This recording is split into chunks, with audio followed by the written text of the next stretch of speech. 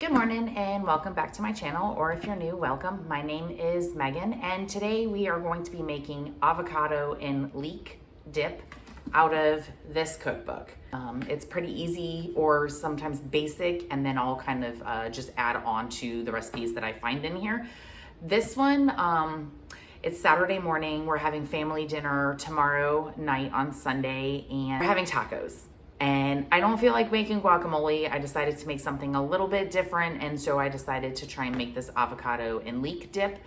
The only issue is I could not find leek soup mix anywhere.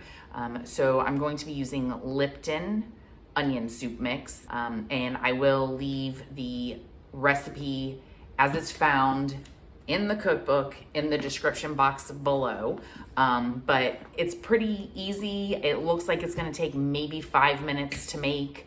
And then after that, I'm heading out for breakfast, and then I will come back and try the dip. I always like to kind of let things just kind of marinate or meld together, the flavors, before I taste it. And then make sure it's how I want it to taste. All right, let's get to it. You'll start with one avocado, just cut that in half to get the pit out. You'll see this one's pretty ripe. The pit just falls right out. And then grab a bowl, scoop both halves into the bowl, and then I just use a fork to mash it up, or you can use a potato masher if you have that. And I like mine with a little bit of a chunky texture, but if you like it a little bit smoother, you'll just have to keep mashing until you get that texture that you want. I zested a lemon and then juiced it, and then just add the juice to the avocado, mix that in. It'll prevent the avocado from browning. And then just scoop in 1 cup of sour cream. That's what the recipe calls for. I always use Greek plain yogurt in place of sour cream. It called for dry leek soup. However, I could not find that anywhere. And leeks have a mild onion flavor, so I just used the Lipton onion soup mix and then just folded that in, stirred and folded until it was completely incorporated. And then that's it. Those are the 4 ingredients. The recipe did not call for it, but I used the zest from the lemon, just thinking it would give a little bit more of a fresh flavor to the dip, and then just folded that all in.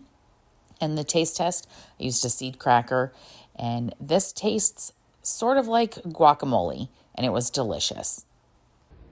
So the avocado dip was a hit during family dinner last night on Sunday. We had tacos and used that instead of like guacamole. We did have just plain sour cream, but if people wanted the avocado sour cream dip, they used that, and it was a hit. I did make it on Saturday, and I think adding the lemon and just having that mix with the sour cream, the dip, the avocado did not get brown at all. You know how sometimes it gets that weird brown tinge to the dip or to the guacamole? Adding the lemon made it stay that same like kind of a lime green to it, and the dip was a hit, and so I am thrilled. So this will be going in the rotation to be making, to add to tacos, to just have with crackers. So just let me know in the comments if you end up making this dip, or if you know anywhere where I can try it with using the dry leek soup mix like it is recommended or said in the recipe. Again, of course, I got it out of this cookbook. I'll leave a link down below for you to be able to get your own copy if you so choose. The recipe does call for half a package, and I used a whole package of the Lipton onion soup mix, but you know, I kind of use recipes as like it's sort of like just a reference, a starting point, and then I just kind of do what I want to do. But it was really good, and I hope you make this. And if you've made it this far, please consider subscribing to my channel. Hit that notification bell so you never miss another video. And if you like this recipe and you're gonna try it, just leave me a like, and I will see you next week.